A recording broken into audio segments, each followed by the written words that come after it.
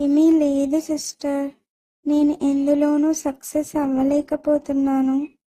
దేవుడికి ఎంత ప్రార్థించినా నా మొర ఆయనకు చేరడం లేదు.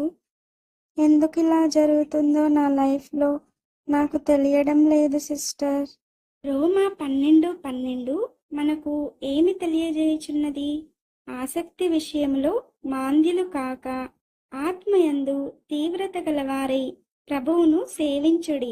నిరీక్షణ గలవారై సంతోషించుచు శ్రమయందు ఓర్పు గలవారై ప్రార్థనయందు పట్టుదల కలిగియుండుడి. ప్రతి ఒక్కరూ ఇలాగే ఆలోచించి దేవునిలో నుండి తొలగిపోతుంటారు.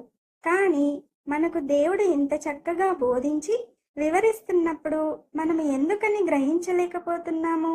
ఎందుకని ఇంకా కృంగిపోతున్నాము?